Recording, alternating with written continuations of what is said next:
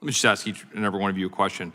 The 3,000 plus Americans that died on September 11th, do you think they're comforted by the definition of invasion that has been posited by the ranking member? Just go down the line. Mr. Brnovich, do you think they're comforted by that definition of invasion? Well, I can't speak to other members of the committee, but I will just say that obviously the president is at the apex of his or her power when it comes to border issues and immigration. So I feel like there's two ships passing in the night. This is an issue related to security, border security, right, not immigration. All right, Mr. Brnovich, question. 3,000 Americans were killed. People are trying to say that there's a specific invasion that we haven't been invaded since 1814. Do you think the families of the 3,000 who were killed would suggest that what happened on September 11th, the product of overstayed visas and a bad system that we have here in terms of protecting against unwanted attacks, that that is an invasion from the standpoint of any logical conclusion of an American who's concerned about their safety and well-being? September 11th was an invasion and an attack on the Mr. Hayek, would you think so? I would think they would not be comforted. Right. Mr. Webster? It was an invasion. Right. Now, Mr. Jabwat, yes or no? I wouldn't purport to speak for the families of people who were killed. Right. Do you think as an American, it was an invasion to have people come in and bomb buildings, fly planes into buildings and kill 3,000 people? You know, within the meaning of that clause of the Constitution. People who overstayed visas? Within the meaning of that clause of the Constitution. Because I agree with everybody here. It was an attack. I was blocks away when it happened. So is that a yes or no? No. I mean, you're saying no then? Not with it. I don't think so. Right. Not within so for the average American watching this, and they're saying, okay, that is how we have to live in the modern world. Say that, okay, unless the redcoats are marching right in, you know, coming right up in through New York, coming up the river and saying, okay, we're here, right? Or unless there's a army with, you know, coming across the Rio Grande, that's the invasion. But when 3,000 Americans are dead because we were attacked by people who overstayed their visas because we have a very broken immigration system, or we now have people who are going around the country that just end up in Minnesota, who've been here for a year, that are clearly affiliated with terrorist organizations, that somehow we don't have to be concerned about whether or not that's an invasion, right? Do you believe that President Biden is responsible for the crisis at the southern border? Yes or no? Mr. Brnovich? Absolutely. Mr. Hayek? Yes. Mr. Webster? Yes. Mr. Jabwat? No. President Biden responsible for the crisis at the southern border?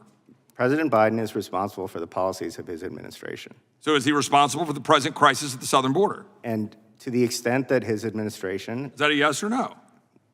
Would you let me finish?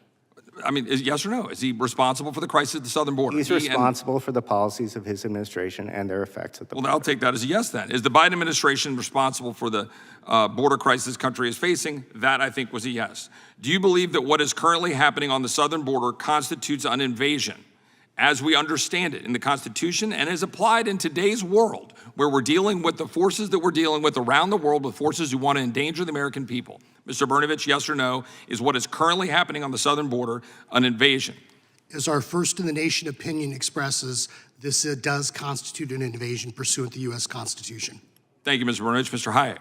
Yes, because the cartels are committing hostile encroachment onto Texas, and that constitutes an invasion. Thank you, Mr. Hayek. Mr. Webster? Yes, absolutely. And Mr. Jabwat? No. I think we know the answer.